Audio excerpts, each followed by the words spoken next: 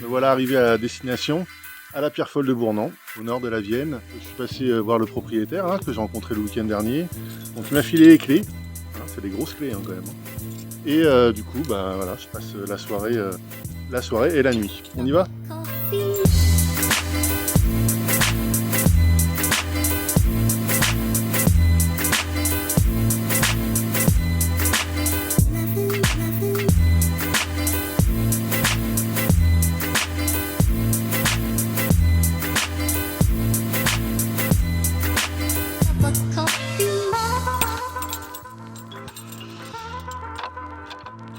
Hop.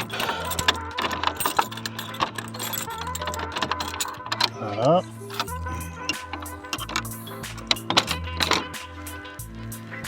Et c'est parti. Bienvenue à la Pierre Folle de Bournan. L'un des plus gros dolmens qui existent en France, en Europe, dans le monde. Quasiment 20 mètres de long.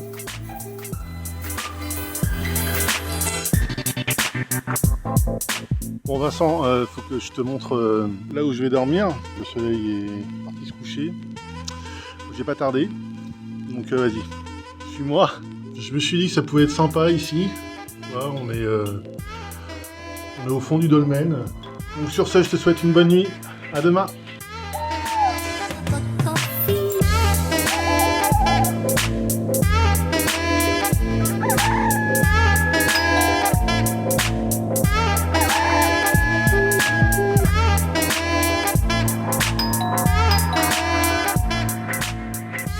Salut Vincent. Ça va, bien dormi? Oui. Ouais, toi aussi. Des beaux rêves? Ouais, moi j'étais chez moi donc. Mais toi t'as dormi ici, c'est ça? Ouais, j'ai dormi à la Pierre Folle de Bournan. D'accord. Voilà, et j'ai rêvé de dolmen.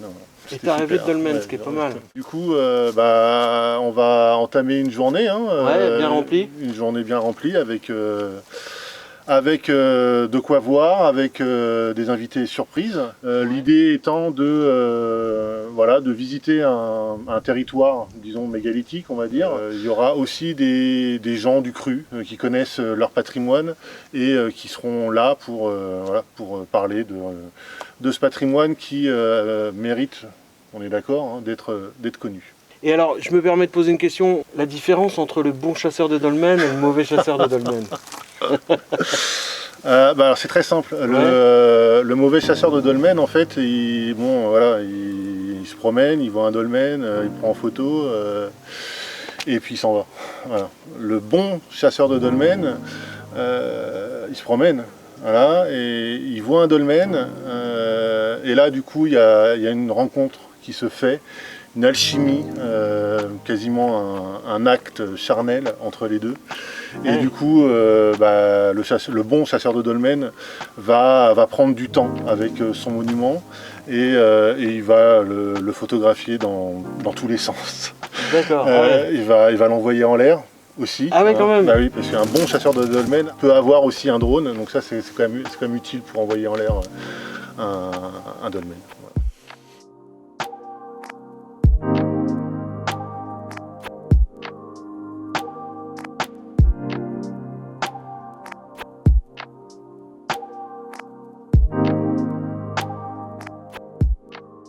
Entre moins 2000 et moins 1000, ou moins 2000 et 0, naissance du Christ, qu'est-ce qui s'est passé ici? Personne n'en sait rien du tout.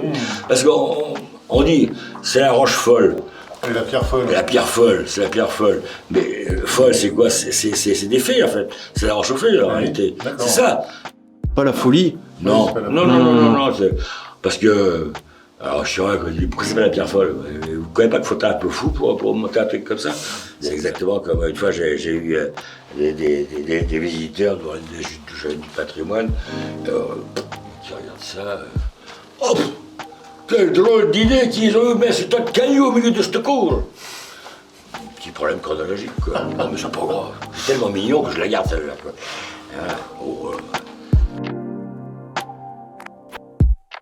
c'est une propriété qui appartenait à une de mes vieilles tantes éloignées, et qui nous disait quand on était gamin, vous devriez venir ici, c'est extraordinaire ce dolmen, vous allez voir, etc., etc. On se faisait recevoir, non pas à coups de fusil, mais pas loin par le fermier qui était une brutasse extraordinaire, qui avait tendance à lâcher les chiens sur les visiteurs, qui a même eu affaire aux gendarmes parce qu'il accueillait les gens avec un fusil en tirant en l'air, d'accord, mais c'est quand même un peu désagréable. Ouais. Et puis voilà, et puis il y a une vingtaine d'années, je ne me souviens plus exactement, la petite vieille tante me dit « Ah François, vous devriez venir à Pierrefonds, je ne sais pas quoi faire. » Les fermiers sont partis depuis quelques années, les gens rentrent là-dedans comme dans un moulin, je ne sais pas comment arranger cette maison, ça vaut quand même le coup.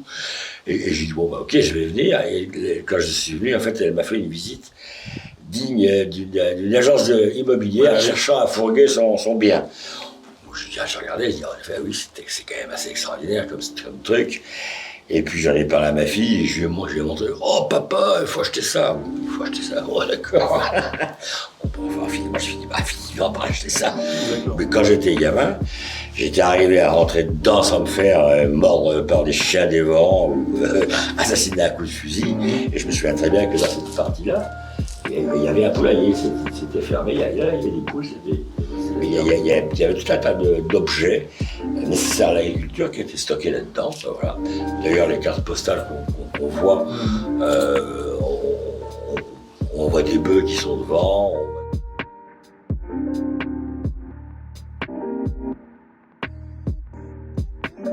On voit bien que ce site a toujours été habité, c'est-à-dire qu'à l'époque moderne, on va dire, les gens qui se sont installés par ici, ils étaient bien contents d'avoir ce dolmen monstrueux, parfaitement stable, pour s'abriter dans les premiers temps. Et puis petit à petit, bon, c'est pas mal, mais enfin, on a le droit aussi d'être vivre un peu plus décemment que là-dedans. Il n'y a que vous pour dormir dans un truc comme ça. Et alors du coup, les bâtiments là, qu'il y a autour, ils datent de quelle époque? Alors, les bâtiments, enfin, exactement, cette partie-là date de la fin du XVIe. Hein. D'ailleurs, c'est tout à fait caractéristique. Hein. Ça fait des siècles que les gens vivent autour et dans ce dolmen. Le résultat, c'est que quand les fouilles ont été faites par les gens du CNRS, il y a 4 ans, je crois, c'est 3-4 ans, je crois. Ils n'ont pas trouvé grand-chose. Enfin, bon, c'était très intéressant pour eux, mais un peu décevant, parce qu'en fait, qu'est-ce que cherche cette équipe-là? Qui cherchait à dater la chose. Hein. Ils ont cubé l'ensemble. Donc ils ont constaté que ce dolmen était le plus gros de France et de Navarre, hein, on va dire. Il est plus gros que celui de Bagneux. Si le portique d'entrée avait été debout, il aurait été équivalent à celui de Bagneux, à quelques décimètres près, qu'on s'en fiche donc. Hein.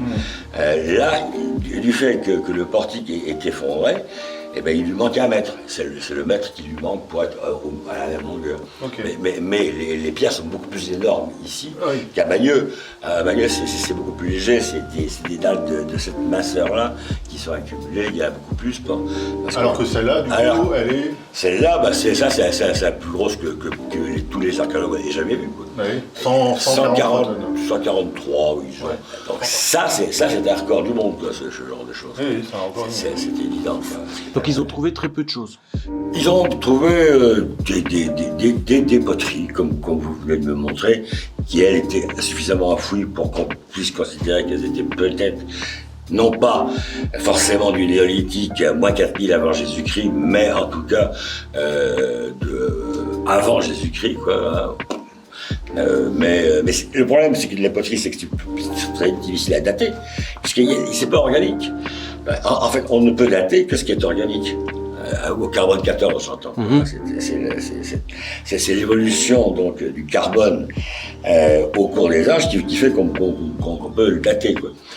Alors, si c'est pas de, je sais pas, des bois de serre, des céréales, des choses comme ça. Des céréales, du charbon de bois, enfin, des petits bouts de bois brûlés ou pas brûlés d'ailleurs, peu importe, qui sont, ça peut se dater.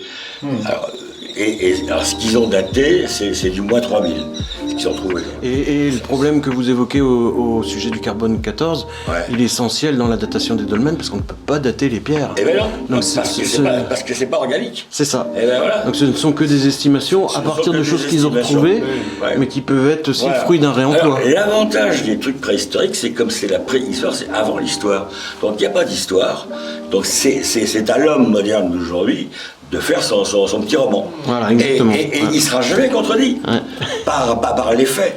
Il sera contredit par un autre spécialiste qui ne sera pas le cas avec lui. Mais personne ne peut dire qui a tort, qui a raison dans ce domaine-là.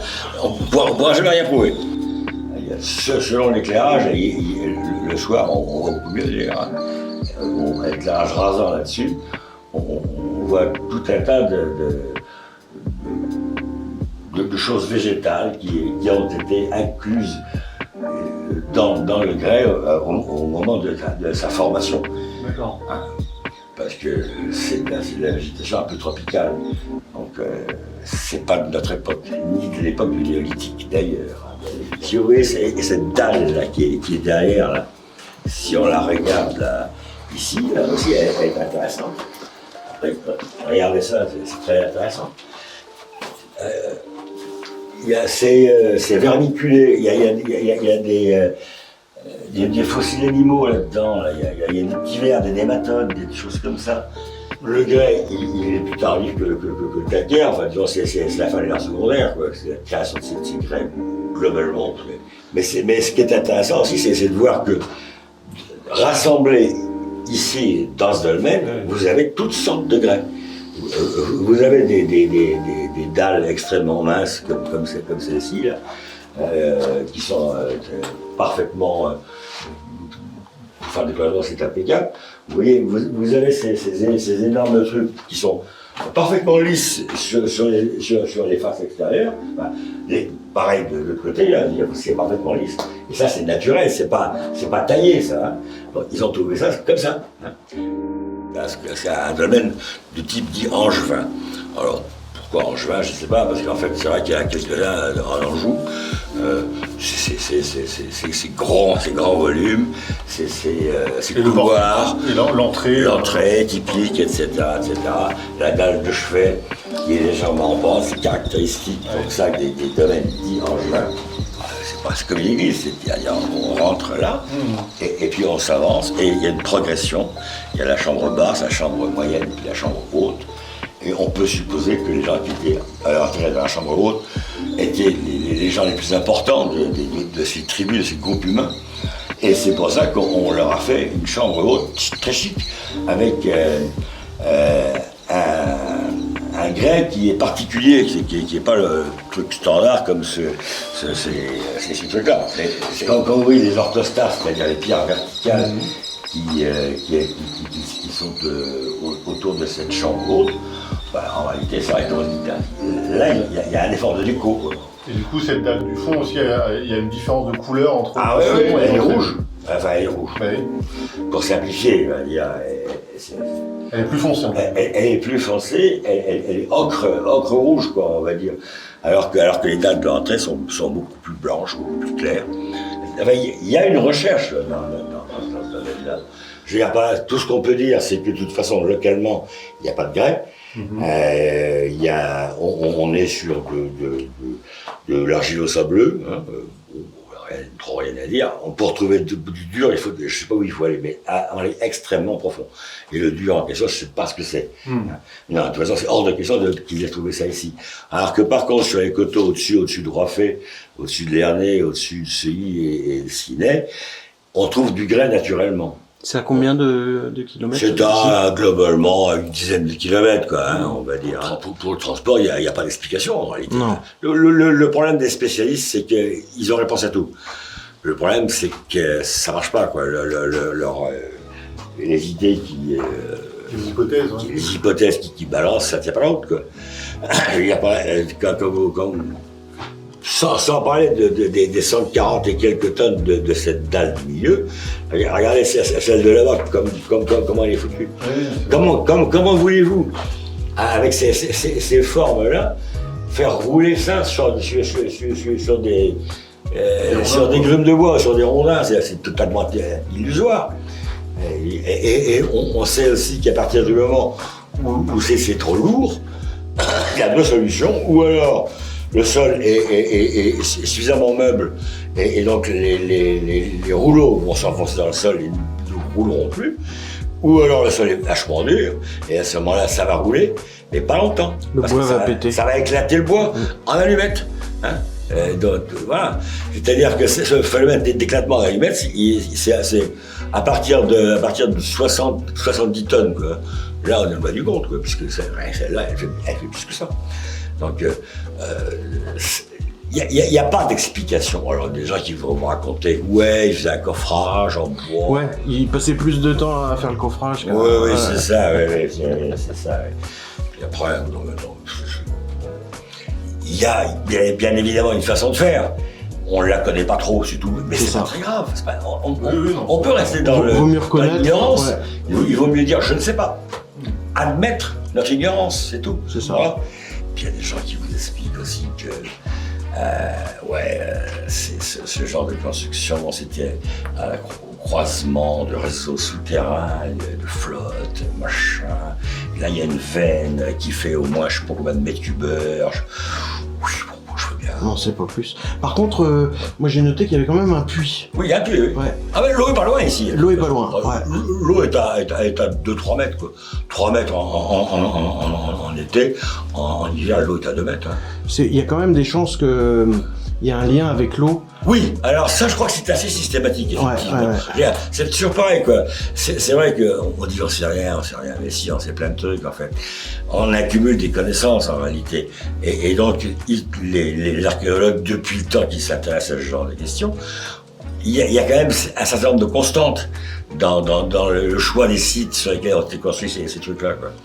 Et notamment, la présence d'eau en suffisance, quoi. Et bon, c'est évident. Alors bon, si on était au-dessus, là, dans le calcaire, on disait oui, c'est vrai que ça a un sens. Ici, ça en a moins parce qu'il y aurait partout, en fait. Enfin, je veux dire par là que je suis persuadé que là, le puits qui est là, je dis à 3 mètres, il y a de l'eau, quoi. Je suis sûr que on peut faire un trou 50 mètres plus loin et ce sera pareil, quoi. On aura de l'eau à 3 mètres, quoi. En gros, donc ça a moins de sens. Parce que j'ai vu des gens se balader avec des pendules dans tous les sens et faire tourner le pendule, alors, je sais pas si faire comme ça, peu importe, et de constater qu'il y avait des forces telluriques extraordinaires qui étaient dans ce domaine, et quand ils montaient au-dessus, descends vite, tu vas te décharger, redescends te recharger en dessous. Voilà. Bon, des trucs un peu bizarres. J'ai vu des gens s'appuyer mollement là contre les orthostats pour communier avec la pierre en quelque sorte et m'engueuler parce que je parlais, c'est vrai, j'ai une voix qui porte et qui est très très timbrée, donc je les gênais dans leur méditation, méditation transcendantale bien évidemment, et en lien avec la terre à travers et le ciel. Enfin bon, non mais je veux dire, ça interpelle, comme on dit modernement, quoi. C'est ce genre de truc là. On n'arrive pas à comprendre, quoi. Alors, il y a des gens qui vont vous expliquer, ouais, mais bon, s'ils ont fait ça, c'est aussi une manifestation de puissance de la part d'une tribu, quoi, de la part d'un groupe humain, quoi. Comment on appelle ça, tribu, peu importe, un groupe humain qui visiblement était vachement solidaire, avec un chef très bien organisé, très autoritaire, capable de faire bosser des centaines de mecs pas trop pourris pour construire ce truc énorme et pour montrer aux tribus voisines, vous approchez pas trop de nous parce que vous avez vu ce qu'on sait faire. On fait ça pour le moment. Alors si vous voulez qu'on vous balance des pierres comme ça avec boule, vous avez qu'à vous approcher encore un petit peu plus. Hein. Voilà, non, mais c'est ça, c'est la volonté d'en foutre plein la vue, quoi, depuis moi. Je crois que c'est une démonstration de force, un petit peu, un truc comme ça, quoi. Ils ont fait ça pour faire une espèce de tombe commune gigantesque. Je crois que c'est à peu près avéré aujourd'hui, on peut plus le nier, ça. Il y a suffisamment d'exemples, parce que ici, on peut rien dire de ce type-là. Mais tous les dolmens qui ont été fouillés et qui étaient en plein bois, paumé et encore sous un cairn de pierre, parce qu'il y a souvent de fois, on peut pas y accéder à l'intérieur. Il faut gratter la terre pour pouvoir rentrer dedans, parce que il y a des tas de cailloux sur les côtés qui empêchent l'accès à l'intérieur. Donc il y a des dolmens qui ont été, qu'on va dire, vierges depuis des milliers d'années. Donc certains de ces dolmens-là, à peu près systématiquement, c'était des entassements de cadavres. Donc ça, c'est incontestable. Alors qu'ici, on peut tout contester, puisque l'époque moderne a vu défiler des générations de bonhommes et de bonnes femmes. Alors que, par contre, si vous voyez ces dessins rupestres sur ces orthostats, on a dit qu'on n'en parlait pas de cela. on peut les dater. Ouais. Ils datent des années 2021. Ah ouais, quand même. Ah oui, quand même. Ouais. Ah oui. Et moi, je les date, et sans carbone 14. Ouais. Ouais. C'est marrant, c'est pareil. Du coup, un jour qu'ils traînaient entre ici et le Pays Bas, ils sont arrêtés à Lascaux, et ils ont visité le facsimilé qui est à côté, quoi. Et du coup, ça les a passionnés. Ils ont sorti des trucs comme ça. Et ça s'est fait avec de calcaire pilé. Ce qui est intéressant aussi, c'est de regarder la façon dont, à l'époque moderne, on a transformé ce dolmen en une maison. Vous avez vu toutes les pierres qui bougent les trous, là? Ah oui. Bah ouais, c'est marrant. Alors, ils ont foutu des pierres là, pour être sûr que ça ne bouge pas. Et que si vous reculez, bah, vous avez carrément des murs de tuffeau, de moellons, qui bouchent les interstices entre les orthostats. Oui, c'est des appareillages, ce que je vais dire, 18e, ouais, c'est ça, en gros, ça. Un projet Alors, de relever ces pierres. moi, je me suis dit, un jour, il faudrait qu'ils arrivent à relever ça. Au moment où j'avais les archéologues là, qui étaient là, les gars du CNRS, ils étaient méthodistes à travailler là-dessus. Ils ont dit quand même, c'est quand même assez dangereux, cet orthostat est tout fissuré. Oui. Ça risque de se casser la gueule, c'est quand même dommage, quoi. Et donc, en gros, ce qu'il faut faire, c'est étayer ici, partout. Enlever ce pilier qui ne sert à rien, enfin qui sert à rien. Quand il a été posé, c'est par précaution, quoi, qu'il a été mis là, c'est évident. On n'a pas relevé la pierre pour le poser. Hein. Donc, pareil, à la même époque que les murs. Ça, non, c'est beaucoup plus récent. Ça c'est début 20e. D'accord. Ouais. Et puis à ce moment-là, il faut passer creuser, passer des élingues par en dessous, relever cette pierre monstrueuse qui fait en gros 10 tonnes. Je l'ai cubée, elle fait 10 tonnes. Mais bon, c'est faisable tout ça, je veux dire. Avec le matériel moderne, les engins que le gars de travaux publics, la Charrier, je sais pas si ça lui fait pas de soucis, quoi. Ok. C'est juste au calage qu'il faudra faire vachement gaffe, quoi. C'est pour ça qu'il faudra préalablement étayer à mort tout autour, dans tout ce coin-là. Étayer, ça veut dire. Ça veut dire mettre. Soutenir. Soutenir, c'est-à-dire. Il faut des étais, quoi. Des étais partout. Une forêt d'étais à l'intérieur. Pour être sûr, parce que, a priori, ça tiendrait. A priori, ça ne devrait pas bouger. Mais bon. Pour être sûr, ouais. Mais bon, ouais. Faut mieux être prudent. Ouais. Normalement, ça devrait pouvoir se faire sans étais. Mais il est évident qu'il faudra en mettre parce qu'on ne sait jamais. Parce que si jamais ça part. Il y a quand même 143 tonnes. Et on les relèvera pas, même avec les engins modernes. Ouais. On les relèvera pas, c'est pas vrai. Et cet instrumenteur public travaille assez régulièrement avec l'équipe d'archéologues, a travaillé régulièrement avec cette équipe d'archéologues, et notamment à bouger déjà des pierres de dolmen.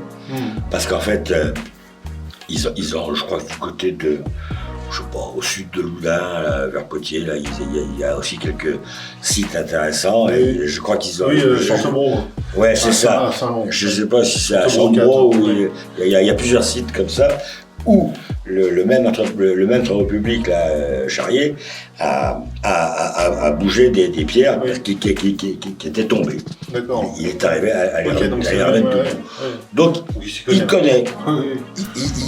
Il sait un peu, bon, c'est peut-être pas aussi gros que ça, mais bon, c'est pas très grave, c'est le même principe, quoi, je veux dire. Parce que celle-là, elle fait que 10 tonnes, avec tous les guillemets que vous voulez. Il y a pire, quoi. Je pense pas que ça leur fasse vraiment peur, quoi. Avec les engins qu'ils ont, ouais. Un engin acheté, c'est monstrueux, je trouve. Une puissance.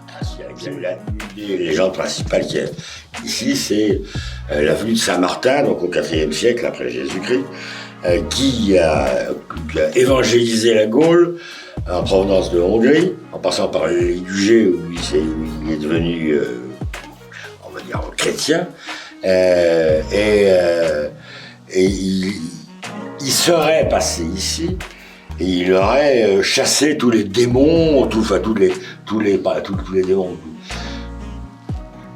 Il aurait évangélisé le truc, et comme il devait y avoir des cérémonies religieuses, plus ou moins folklore, autour de ce dolmen-là, il ne les supportait pas, et donc il est venu ici, voilà. D'accord. Et pour faire ça, il a donc étendu les mains, mais comme il a posé son bâton à côté de lui, et quand il a voulu prendre son bâton, il avait raciné son bâton, c'était un mûrier.